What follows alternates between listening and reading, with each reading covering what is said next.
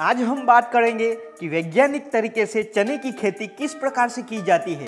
चने की खेती के बारे में हर एक स्टेप्स को एक एक करके कवर करेंगे, जैसे कि चने की खेती के लिए हवामान, भूमि का चुनाव, भूमि की तैयारी, बीज की मात्रा, बीज उपचार कैसे, कौन सी दवाइयों से करें, बुआई की जानकारी, सिंचाई कब और कितनी बार करें, कीट रोग नियंत्रण के बारे में जानकारी, कौन कौन सी दवाइयों का प्रयोग करें, खरपतवार नियंत्रण, कटाई वगैरह वगैरह। मतलब कि चने की बुआई से लेकर कटाई तक की संपूर्ण जानकारी हम कवर करेंगे।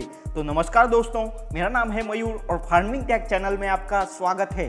और नए मेहमानों से रिक्वेस्ट है कि खेतीबाड़ी से जुड़ी नई नई जानकारियां पाने के लिए हमारे चैनल को सब्सक्राइब करके पास वाले बेल बटन को भी दबा दीजिए, ताकि हमारे आने वाले हर वीडियो की नोटिफिकेशंस आपको सबसे पहले मिलती रहे। तो सबसे पहले हवामान की बात करें तो चना एक शुष्क एवं ठंडे जलवायु की फसल है, जिसे खासकर रबी मौसम में ही उगाया जाता है। चने को अच्छे से अंकुरित होने के लिए उच्च तापमान की आवश्यकता होती है, लेकिन ध्यान रहे कि पौधों की उचित वृद्धि के लिए ठंडा मौसम चाहिए। चने की खेती के लिए 24 से 30 डिग्री सेल्सियस टेम्परेचर बहुत ही सूटेबल माना जाता है। और अगर फसल में दाना बनने की अवस्था में टेम्परेचर 30 डिग्री सेल्सियस से बहुत ज़्यादा कम या ज़्यादा हो जाए तो चने की उपज में गिरावट भी आ जाती है। भूमि की बात करें तो चने की खेती बलुई भूमि से लेकर दोमट मटियार भूमि में भी की जा सकती है। काली मिट्टी में भी चने की खेती सफलतापूर्वक हो जाती है। बस इतनी है कि जल भराव बिल्कुल भी नहीं होना चाहिए। भूमि का पीएच लेवल 6 से 7.5 के बीच का हो तो चने की खेती के लिए उचित रहता है। मतलब कि किसी भी प्रकार की मिट्टी में चने की खेती हो जाती है, सिर्फ बहुत ज़्यादा क्षारीय नहीं होनी चाहिए। अब बात कर लेते हैं भूमि की तैयारी की। तो 8 से 10 टन जितनी गोबर की खाद प्रति हेक्टेयर के हिसाब से फैलाकर खेत की अच्छे से 2-3 बार जुताई कर बाद में पाटा चलाकर भूमि को समतल कर लें। बुआई का सही समय क्या होना चाहिए? तो 15 अक्टूबर से लेकर 15 नवंबर तक, यानी ठंड शुरू होने की शुरुआत में चने की बुआई हो जानी चाहिए। और चने की सूखी खेती के लिए मिट्टी में अच्छी नमी हो तब अक्टूबर के एंड में बुआई कर लेनी चाहिए। सूखी खेती में बुआई के समय ध्यान रखिए कि बीज 10 से 15 सेंटीमीटर गहराई में नमी में रहे। बुआई के लिए बीज की बात करें तो विभिन्न राज्यों के अनुसार विभिन्न किस्में विकसित की गई होती हैं। आपके एरिया के अनुसार सही किस्मों का चुनाव करना भी जरूरी होता है, जिसके लिए आप नज़दीकी कृषि विज्ञान केंद्र या फिर कृषि विशेषज्ञों की सलाह भी ले सकते हो। बीज की मात्रा और अंतर की बात करें तो लाइन से लाइन की दूरी 30 से 45 सेंटीमीटर रखें और कोशिश कीजिए कि पौधे से पौधे की दूरी 15 सेंटीमीटर जितनी रहे। और बीज की मात्रा होनी चाहिए 60 किलोग्राम प्रति हेक्टेयर। और मोटे दाने वाली किस्मों के लिए यानी काबुली चना के लिए मात्रा रखें 70 से 80 किलोग्राम प्रति हेक्टेयर। बुआई की बात करें तो बुआई हाथ से भी की जा सकती है और सीड ड्रिलर से भी, लेकिन ज़्यादातर सीड ड्रिलर का ही उपयोग किया जाता है। ध्यान रखिए कि बीजों को 8 से 10 सेंटीमीटर गहराई में ही बोना है। अब चने की खेती के लिए अगला और महत्वपूर्ण स्टेप आता है बीज उपचार यानी सीड ट्रीटमेंट। तो बीज उपचार आपको करना है इस क्रम में, पहले फंगीसाइड से, बाद में इंसेक्टिसाइड से और आखिर में राइजोबियम कल्चर से। इस क्रम को मत भूलिएगा। इस बीज उपचार के ऊपर हमने यह वाला वीडियो बनाया हुआ है, जिसमें डिटेल में बताया गया है। एक बार जरूर देखिएगा, सब कुछ समझ में आ जाएगा। वीडियो देखने के लिए लिंक आपको नीचे डिस्क्रिप्शन में मिल जाएगी। अंत में डिस्क्रिप्शन को जरूर चेक कीजिएगा। सबसे पहले फंगीसाइड की बात करें तो आप जैविक फफूंदनाशी के रूप में ट्राइकोडर्मा 3 से 5 ग्राम मात्रा प्रति किलोग्राम बीज के लिए, या फिर फफूंदनाशी रसायन के रूप में कार्बेंडाइजिम, मैंकोजेब, बेनोमिल, कैप्टन या फिर थीरम की 2 से 3 ग्राम मात्रा प्रति किलोग्राम बीज के लिए उपयोग में ले सकते हो। फंगीसाइड से बीज उपचार हो जाने के बाद कीटनाशी से बीजों को उपचारित करने के लिए क्लोरोपाइरिफॉस की 2 से 5 ml मात्रा, या फिर इमिडाक्लोप्रिड या फिर थाइमेथॉक्साम की 3 ग्राम मात्रा प्रति किलोग्राम बीज के लिए लेकर बीजों को उपचारित करें। फिर आखिर में चने के बीजों को राइजोबियम कल्चर से उपचारित करना है, जिसके लिए 5 से 7 ग्राम राइजोबियम कल्चर प्रति किलोग्राम बीज के लिए पर्याप्त होता है। इस प्रकार से बीजों को उपचारित करने पर बीज में उपस्थित आंतरिक या बाह्य रूप से जुड़े हुए रोगजनक जैसे फंगस, बैक्टीरिया, वायरस या सूत्रकृमि और अन्य कीट भी नष्ट हो जाते हैं, जिससे बीजों का अंकुरण और पौधों का विकास भी स्वस्थ तरीके से होता है। ध्यान रखिए कि उपचारित बीजों को धूप में ना सुखाकर छायादार स्थान पर ही फैलाकर सुखाएं और सूख जाने के बाद तुरंत ही बीजों की बुआई कर देनी चाहिए। आप हमारा बीज उपचार वाला वीडियो देख लीजिएगा, सब कुछ समझ में आ जाएगा। अब चने की अच्छी पैदावार के लिए खाद उर्वरकों की बात करें तो गोबर की खाद को भूमि की तैयारी के समय ही हमने डाल दी।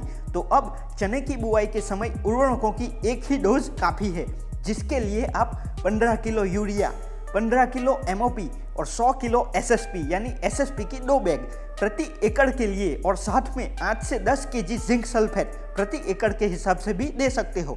इतना एक ही डोज काफ़ी है।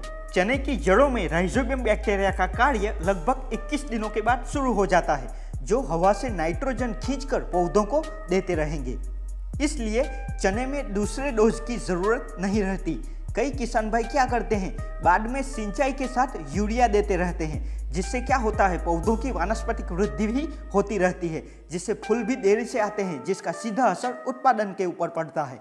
और कृषि यूनिवर्सिटियों द्वारा किए गए प्रयोग से पता चला है कि चने की फसल में फूल वाली अवस्था और दाना बनने की शुरुआती अवस्था में 2% यूरिया का स्प्रे किया जाए तो बिना सिंचाई वाली यानी चने की सूखी खेती में उपज में 8 से 10% तक की वृद्धि हो जाती है। चने की फसल में सिंचाई की बात करें तो पहली सिंचाई बुआई के समय करनी है। दूसरी सिंचाई का समय होगा बुआई से 40 से 60 दिनों के बाद, या कह सकते हैं कि पौधों में शाखाएं बनते समय, या कह सकते हैं कि पौधों पे फूल आ जाने से पहले दूसरी सिंचाई हो जानी चाहिए। तीसरी सिंचाई की बात करें तो पौधों में फलियां बन जाने के बाद, या कह सकते हैं कि फलियों में दाना बनते समय तीसरी सिंचाई कर देनी चाहिए, जिससे उपज ज़्यादा से ज़्यादा मिल सकती है। और अगर आपके पास एक ही सिंचाई उपलब्ध हो तो फलियों में दाना बनते समय ही कर दें, जिससे दानों का भराव होगा और वजन भी अच्छा मिलेगा। सिंचाई के दौरान ध्यान रखना है कि जल भराव बिल्कुल भी नहीं होना चाहिए। चने में खुंटाई यानी पिंचिंग या निपिंग अवश्य करें, जिसके ऊपर हमने यह वाला वीडियो बनाया हुआ है, जिसमें रिजल्ट भी दिखाया गया है। एक बार जरूर देखिएगा। इस विधि में क्या किया जाता है, चने के पौधे जब 15 से 20 सेंटीमीटर ऊंचाई के हो जाए तब पौधे के ऊपरी टीप को काट दिया जाता है, जिसे ही पिंचिंग या निपिंग कहा जाता है, जिससे पौधों में साइड से एक्स्ट्रा शाखाएं ज्यादा निकलती हैं, जिससे पौधों का घेरा भी बढ़ जाता है। इस तरह से उपज में भी वृद्धि होती है। चने में खरपतवार नियंत्रण की बात करें तो खरपतवारों को निराई गुड़ाई से ही नियंत्रित करने की कोशिश करें, जिसके लिए पहली निराई गुड़ाई बुआई से 30 से 35 दिनों के बाद और दूसरी निराई गुड़ाई 50 से 60 दिनों के बाद अवश्य करें। और रासायनिक तरीके से खरपतवार नियंत्रण के लिए बुआई के तुरंत बाद या बीज अंकुरित होने से पहले पेंडिमिथाइलिन की 600 से 700 ml मात्रा प्रति एकड़ के लिए पानी में मिलाकर भूमि के ऊपर एक समान रूप से छिड़काव करने से निकलने वाले खरपतवारों के ऊपर पहले से ही नियंत्रण मिल जाएगा और चने के अंकुरन के ऊपर भी कोई बुरा असर नहीं डालेगी। अब चने की फसल में लगने वाले कीट रोगों को नियंत्रित करने के उपायों की बात करें तो रोगों में चने की फसल में सबसे ज्यादा उकठा रोग का प्रकोप ही देखने को मिलता है, जिसमें पौधे खड़े खड़े ही सूखने लगते हैं और यह रोग आगे बढ़ता ही रहता है। बचाव के लिए अगर आपने ऊपर बताए तरीके से अच्छे से बीज उपचार किया होगा तो इस रोग का प्रकोप कम ही देखने को मिलेगा। फिर भी उकठा रोग से बचने के लिए आप ट्राइकोडर्मा जैविक फफूंद का प्रयोग कर सकते हो, जिसके लिए आप प्रति एकड़ 2 से 2.5 किलोग्राम ट्राइकोडर्मा कल्चर को ड्रम में पानी में घोलकर पहली सिंचाई के साथ खेत में बहा दें, या फिर इस रोग का प्रकोप दिखते ही कार्बेंडाइजिम के साथ मैंकोजेब का कॉम्बिनेशन वाली रासायनिक फफूंदनाशी की 2 ग्राम मात्रा प्रति लीटर पानी का स्प्रे भी कर सकते हो। और चने में लगने वाली सभी प्रकार की इल्लियां, सुंडियां, फली छेदक को नियंत्रित करने के लिए प्रोफेनोफॉस 20 ml या फिर क्लोरोनट्रानिलिपोल 1.5 ml या फिर इमामेक्टिन बेंजोएट की 2 ग्राम मात्रा प्रति 10 लीटर पानी के हिसाब से मिलाकर स्प्रे करें, जिसका पहला स्प्रे करना है फसल में जब 50% फूल खिल जाए तब, और दूसरा स्प्रे उससे ठीक 15 से 20 दिनों के बाद करें। इसके अलावा जैविक नियंत्रण के लिए फेरोमोन ट्रैप, बैसिलस थुरिनजिनेसिस और एनपीवी का प्रयोग भी कर सकते हो।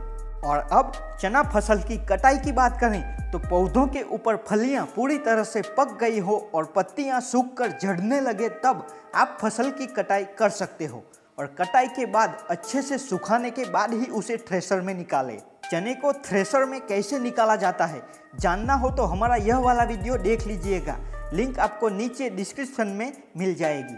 चने की एवरेज फसल अवधि होती है 100 से 110 दिनों की, मतलब कि 100 से 110 दिनों में फसल तैयार हो जाती है। तो यही थी संपूर्ण जानकारी चने की खेती के बारे में। जानकारी पसंद आए तो वीडियो को लाइक कीजिए, अन्य किसानों में शेयर कीजिए, और आप भी करते हो मेरी तरह खेती बाड़ी से प्यार तो हमारे इस चैनल को सब्सक्राइब करना बिल्कुल भी मत भूलिएगा। जय किसान, जय हिंद।